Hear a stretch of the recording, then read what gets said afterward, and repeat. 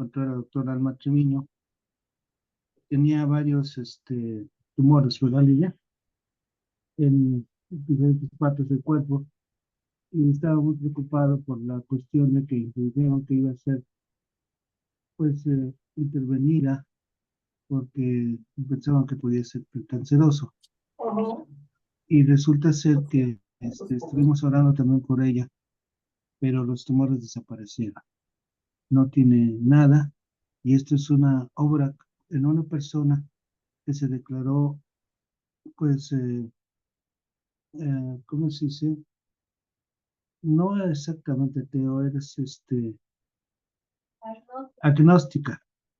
O sea, no cree en milagros, puede que exista Dios, puede que haya milagros, pero no creía en ellos, y la oración que ella recibió, eh, pues hicimos, recibió la sanidad divina, y para ella y los otros médicos que la atendieron es un milagro. Entonces, esto sí, tenemos testimonio. Vamos a leer capítulo 24 de Lucas, de los versos del 46 hasta el 49, para honra y gloria de Dios. Amén. Dice así: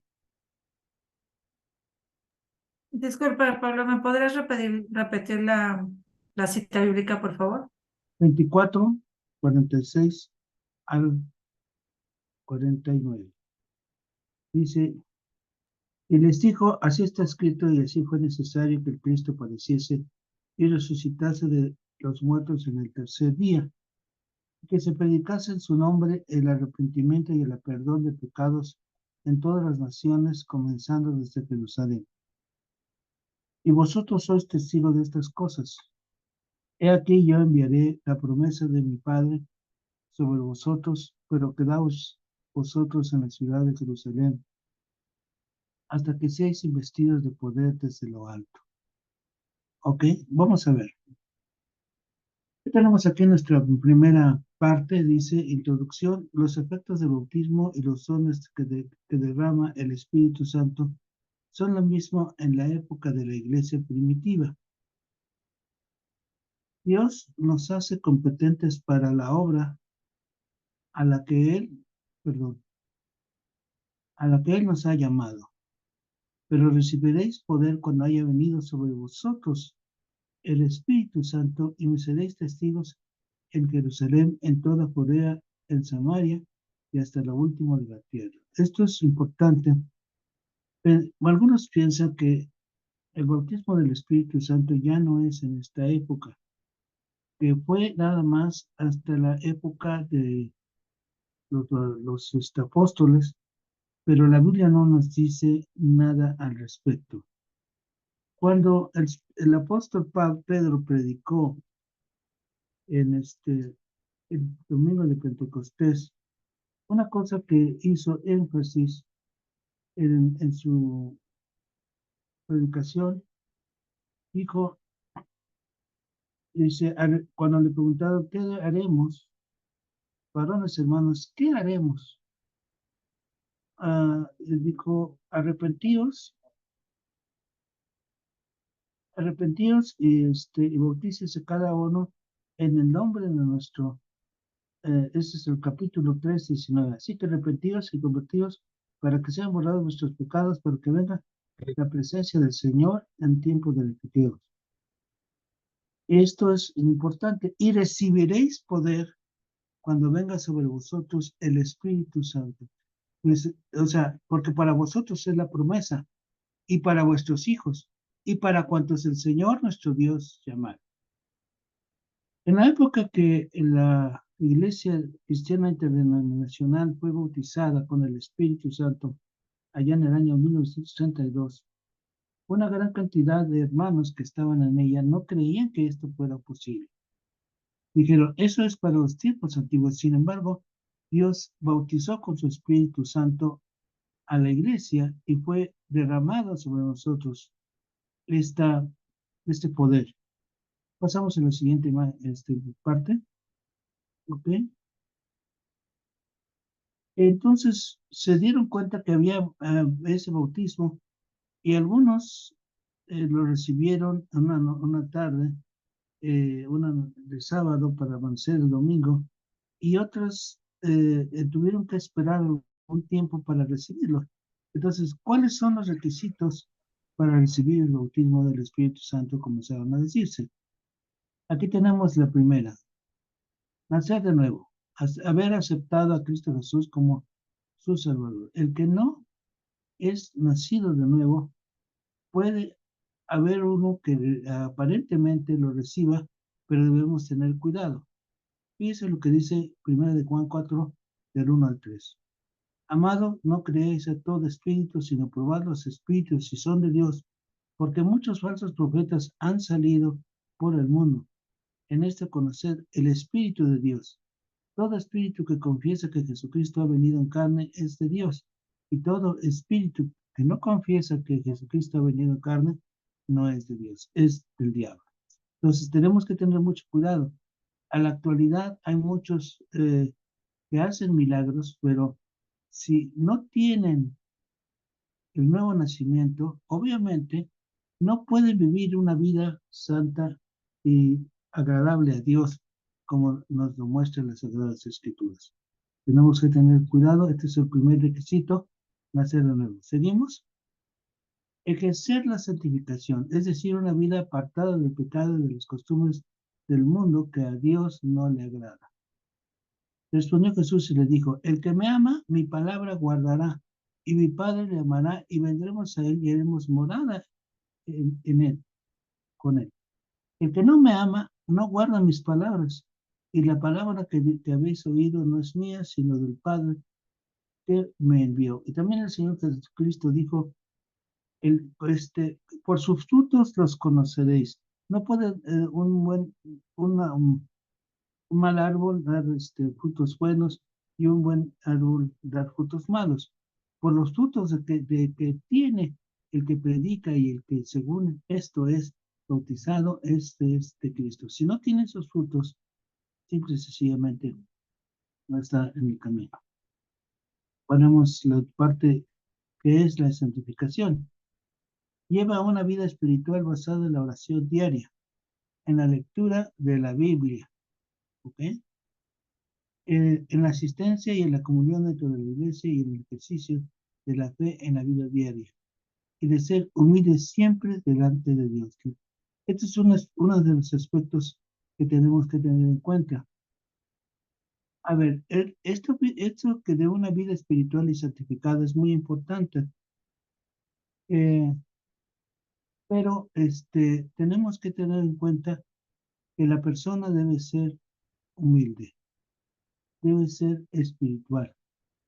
Entonces, esto es uno de los requisitos importantes y tenemos que tener en cuenta que el Señor, pues, hace esto en la vida de los creyentes.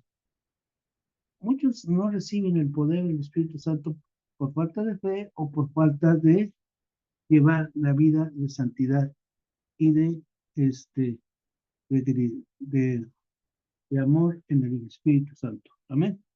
Y dice: Dios me bautizó a los 6 años de edad y no sabía que estos requisitos, pero la misericordia que da ese poder. Bueno, sí, hermano. Mi mamá también fue bautizada con el Espíritu Santo cuando era niña. Y cuando es niño, no es uno soberbio, no está uno viviendo en la carne. Sí es factible que Dios bautice a un niño o niña, porque en su grande misericordia, Él lo hace. Pero estamos hablando de un creyente que ya es maduro, que ya es adulto. Entonces, estos requisitos tienen que estar. Si no están en estos requisitos, ya siendo uno adulto, pues es muy difícil que Dios se llegue a manifestar de esa manera. Llevar una vida espiritual y la asistencia a la iglesia es muy importante. Dice aquí este texto: estad siempre gozosos, orad sin cesar, dad gracias a todo, porque esta es la voluntad de Dios para vosotros en Cristo Jesús. Primera de Tesalonicenses 5, 16 al 18. Son aquí varios aspectos. Vive gozoso, ora sin cesar, da gracias a Dios todos, y practica una vida espiritual, porque esta es la voluntad de Dios para vosotros en Cristo Jesús. ¿Seguimos? En oraciones comunitarias se busca cuál es la forma en que podemos recibir el bautismo en oraciones comunitarias y así buscar el ser bautizados en el Espíritu Santo. He aquí yo enviaré la promesa de mi Padre sobre vosotros en la ciudad de Jerusalén. Hasta que seáis vestidos, permaneced sobre, dice, por todo eso, permaneced en la ciudad de Jerusalén hasta que seáis investidos de poder desde lo alto.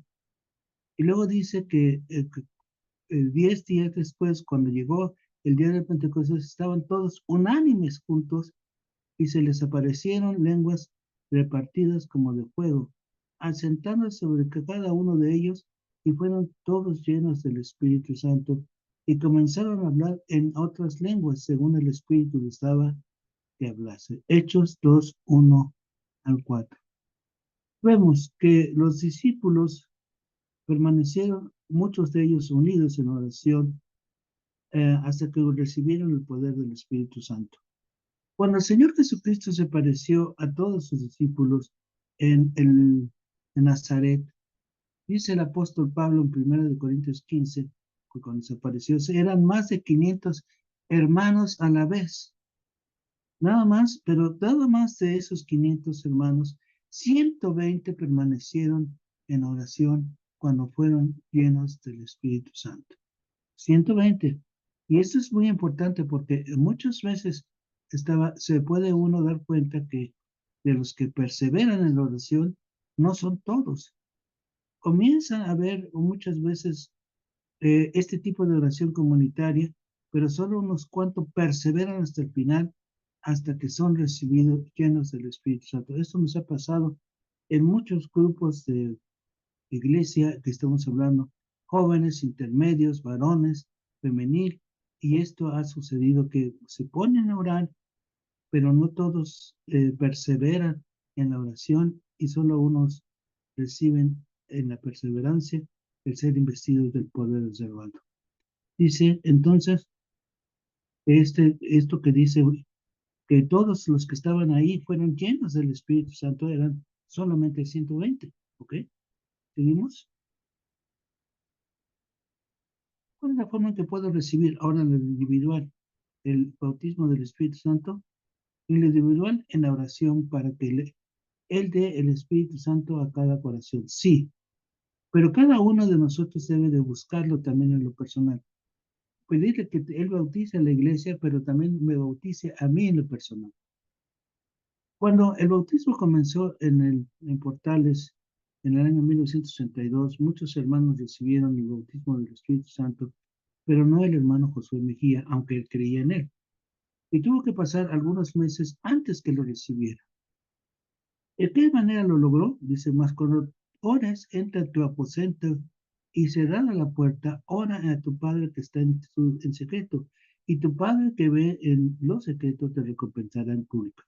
O sea, tenemos que en lo personal, cada uno en lo secreto, orar para que recibamos esta potencia. Sí, hay que orar dentro de la iglesia, hay que orar en comunidad, cuando se hacen las oraciones pues, públicas, pues hay que hacerlas, pero en lo personal cada uno ora en lo secreto a nuestro Padre Celestial.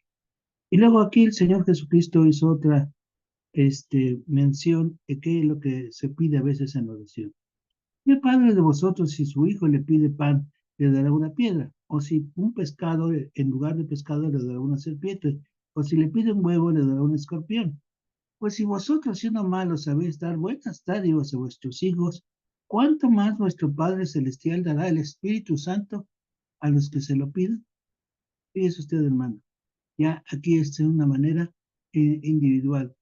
¿Puede usted pedirle al Señor que le invista, o hermana, si usted que le invista de poder, si en lo personal se lo pide?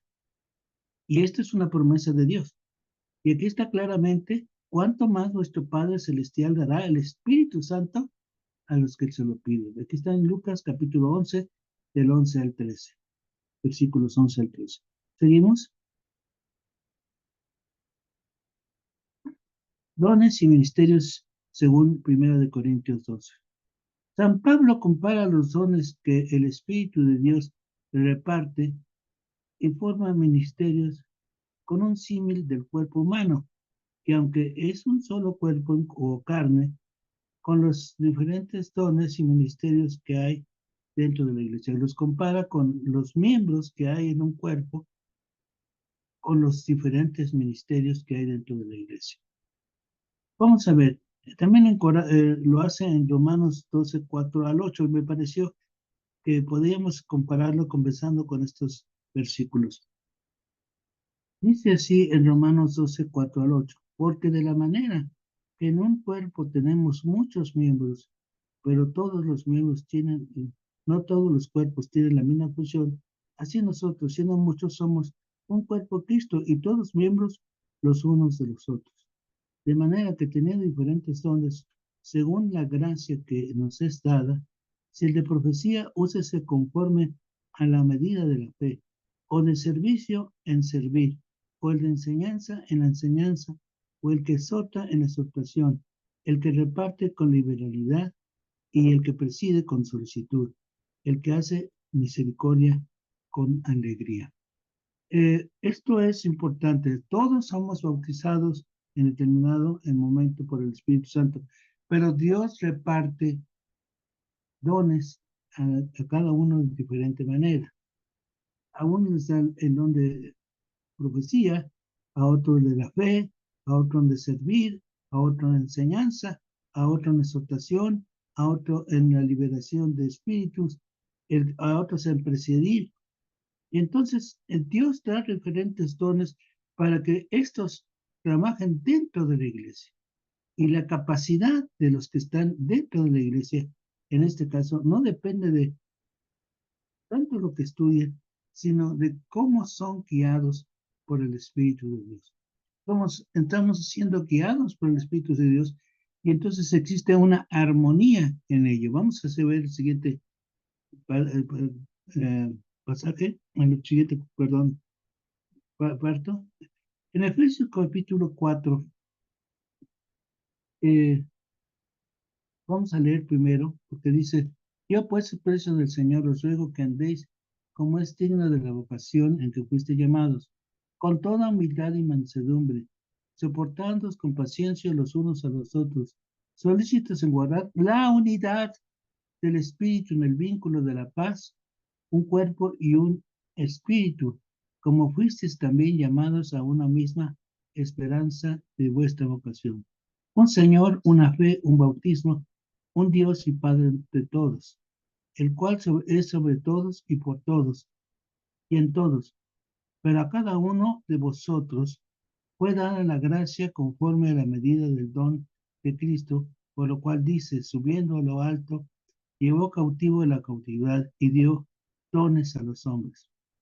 Y él mismo constituyó a unos apóstoles, a otros profetas, a otros evangelistas, a otros pastores y maestros, a fin de que perfeccionar a los santos para la obra del ministerio, para la edificación del cuerpo de Cristo, hasta que todos lleguemos a la unidad de la fe y el conocimiento del Hijo de Dios, y a un varón perfecto a la medida de la estatura de la plenitud de Cristo, para que ya no seamos niños fluctuantes, llevados por doquiera de todo viento de doctrina, por estrategias de hombres que para engañar emplean con astucia las artimañas del error, sino que siguiendo a la verdad en amor, crezcamos en todo en aquel que es la cabeza, esto es, Cristo, de quien todo el cuerpo fue concentrado y unido entre sí por todas las coyunturas que se ayudan mutuamente, según la actividad propia de cada miembro, reciba su crecimiento para ir edificándose en amor. En otras palabras, los dones nos unifican en un solo pensamiento. Y esto es algo que sucede cuando la persona se entrega en humildad. Todos los cristianos nos entregamos en humildad para que el Espíritu Santo nos guíe, nos capacite, nos dé sus dones. Y entonces es el Espíritu que hace una sola unidad. No nosotros, no es nuestra capacidad, sino el Espíritu de Dios. Viviendo una humildad en la capacitación que el Espíritu Santo da. El bautismo del Espíritu Santo da estas funciones, pero al mismo tiempo hace que la iglesia trabaje en armonía los unos y los otros. Y todo en amor y en la misericordia y en la gracia de nuestro Señor Jesucristo. No sé si queda claro, porque a unos la constituida apóstoles, a otros profetas, a otros evangelistas, a otros pastores, pero todos trabajan bajo la dirección de un solo y mismo Espíritu. Amén. Vamos a ver qué dice en 1 Corintios capítulo 12, 12 al 26. Porque así como el cuerpo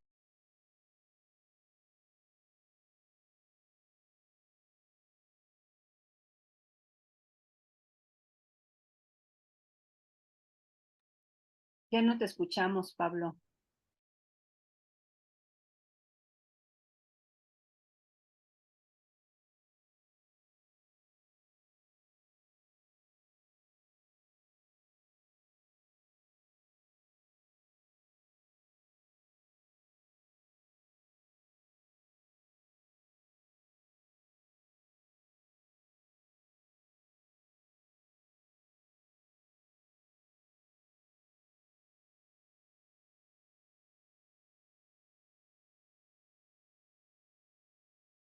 Un momento, por favor, parpadeo internet, está regresando.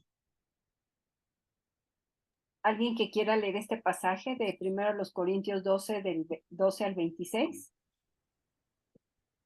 Dice, porque así como el cuerpo es uno y tiene muchos miembros, pero todos los miembros del cuerpo, siendo muchos, son un solo cuerpo, así también Cristo, porque un solo espíritu fuimos todos bautizados en un cuerpo, sean judíos o griegos, sean esclavos o libres, y a todos nos dio a beber de un mismo espíritu. Además, el cuerpo no es solo un miembro, sino muchos. Si dijere al pie, porque no soy mano, no soy del cuerpo, por eso no será del cuerpo. Y si dijere la oreja, porque no soy ojo, no soy del cuerpo, por eso no será del cuerpo. 1 Corintios 12, del 12 al 26. Gracias, Rebe. A ver, si Pablo ya está disponible. Es que el módem de la computadora está, le voy a pasar mi teléfono porque el módem de la computadora está reiniciando. Y mejor. Sí, permíteme. Ya sé, es que no está entrando bien el módem.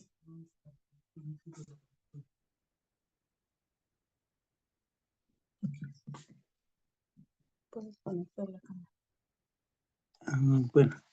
Bueno, ¿sí me escuchan? Y mejor. Gracias. Sí, Pablo. ok. Ya Perdón, es que sí he estado. Bueno, aquí lo que nos dice es que está hablando de los dones que están que el Espíritu Santo da. Este capítulo 12, del 12 al 26, habla de los dones. Estos dones están mencionados algunos en los otros capítulos que leímos, pero aquí entra en una especificación. Y nosotros por eso podemos ampliarlos claramente. ¿Puedes pasar al siguiente?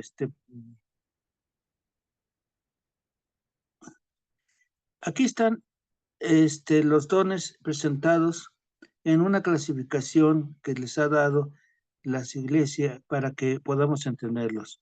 Hay dones del hablar, que dice que son género de lenguas. Esto es, que la persona al recibir el bautismo del Espíritu Santo como señal generalmente habla en otras lenguas. Y esto es muy importante, pero no todo el tiempo que se hablan en lenguas podemos entenderlo. Por eso dice el apóstol Pablo, que si entran algunos y nos oyen hablando en lenguas, no dirán que estamos locos. Pero también el Espíritu Santo muchas veces utiliza ese don de lenguas para mandar mensajes. Entonces, a otros les da la interpretación de lenguas. O sea, pueden entender lo que están diciendo y entonces da un mensaje a la iglesia Dios a través de la interpretación de lenguas. Está también el de profecía. El don de profecía viene porque muchas veces da un mensaje Dios a través, sin necesidad de lenguas, y dice qué hay en el corazón de las personas o qué sucede dentro de la iglesia, y permite que se conozca cuál es la situación espiritual de algunos hermanos o de alguna parte de la iglesia para que se corrija. Esto es una cosa que también viene dentro de los dones. Tenemos el don de pensar. Da el Espíritu Santo palabra de sabiduría. Muchas veces hay interrogantes, hay problemas que no podemos resolver, pero el Espíritu Santo llena de su Espíritu Santo a un siervo, a una hermana, y da sabiduría. Y entonces esto se aclara y se corrige y se quita toda duda. Esto es muy importante.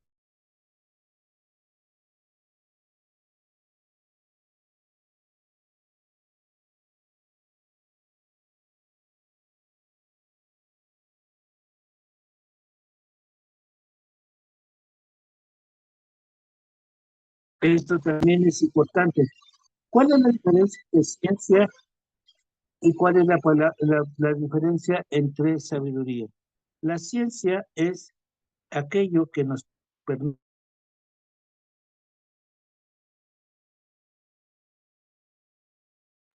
Se corta, Lidia.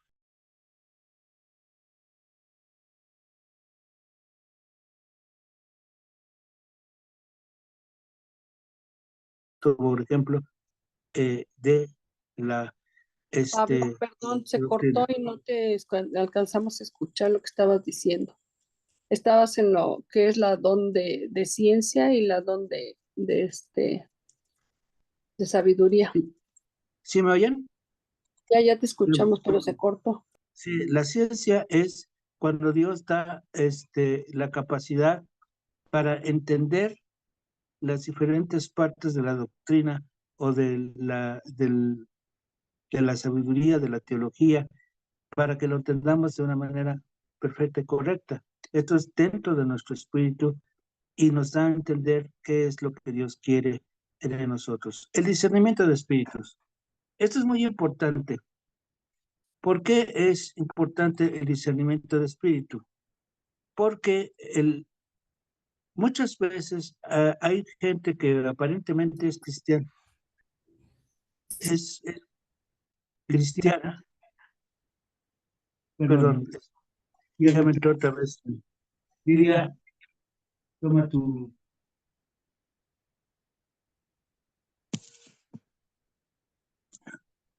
A ver. ¿Ya? Ya. Permítame tantito.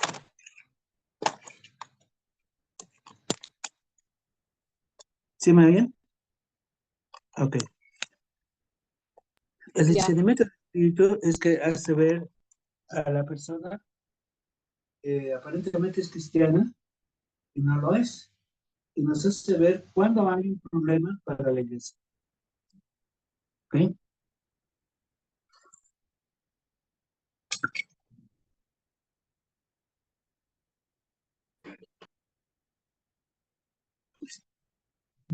Porque ya se de sueño.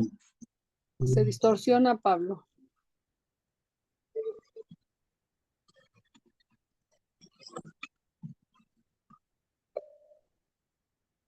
Ya no se escucha bien.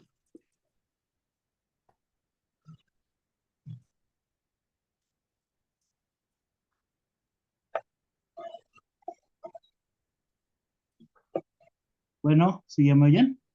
Ya, ahora sí, ya. Ok. Mejor. El discernimiento de espíritus es muchas veces el espíritu nos indica quién es el Señor y quién no lo es. O qué hay dentro de la persona que aparentemente nos quiere engañar diciendo que es cristiana y no lo es.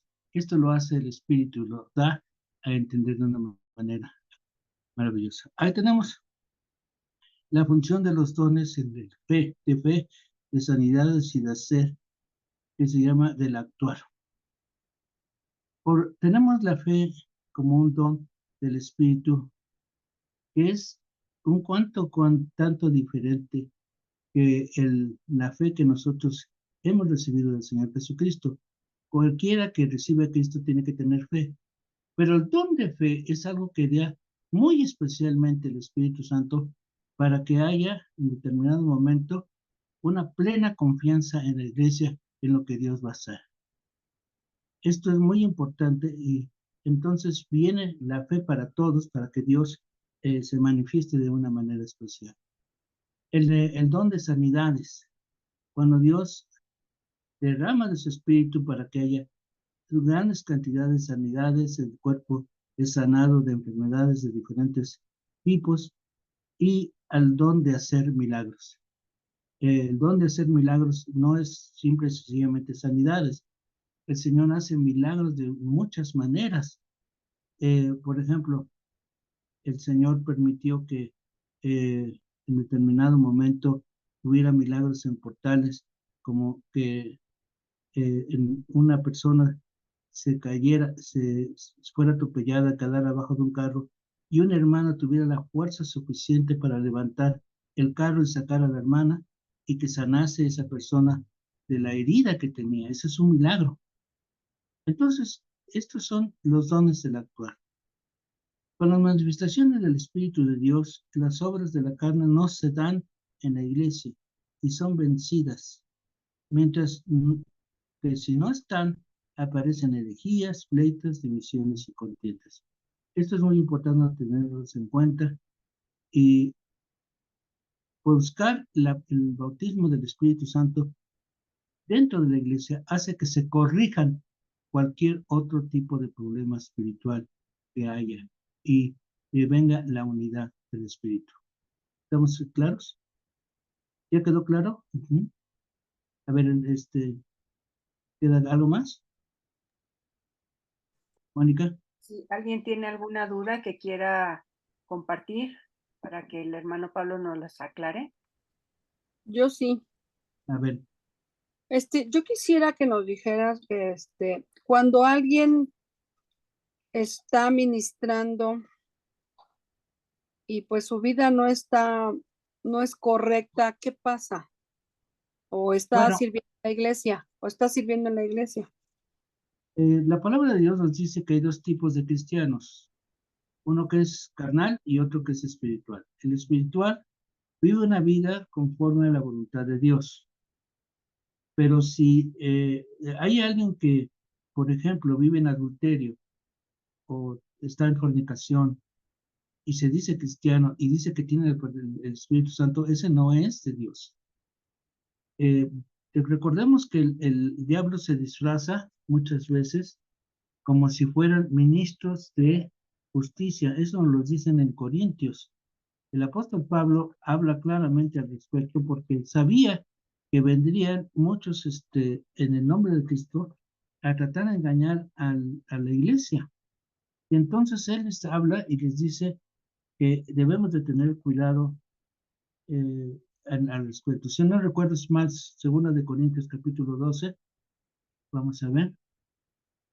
Perdón, estoy buscándolo.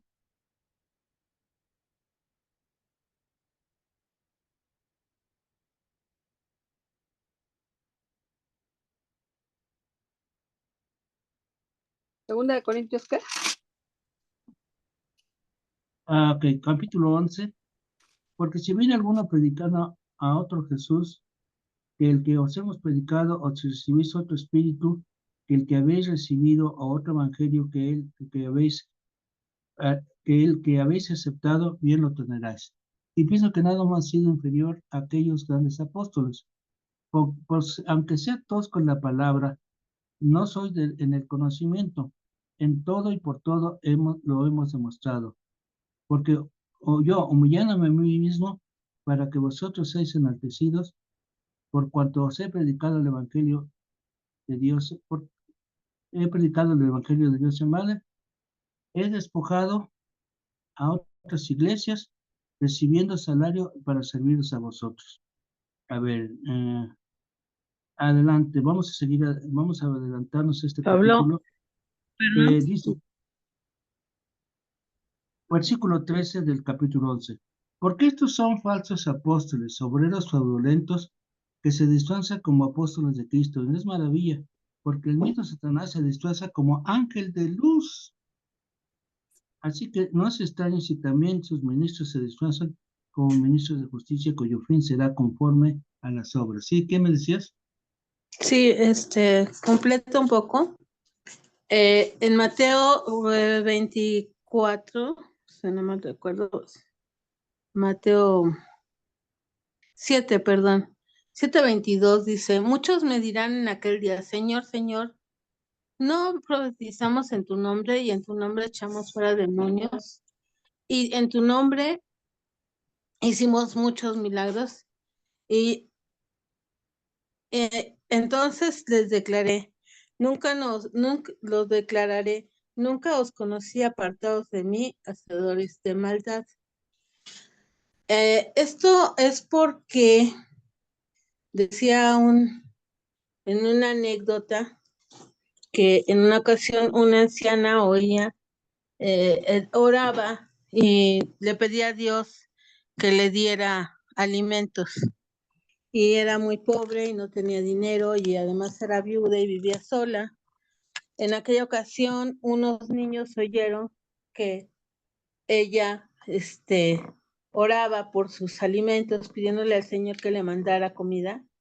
Y entonces unos niños, como maldad, fueron y consiguieron comida y se la mandaron.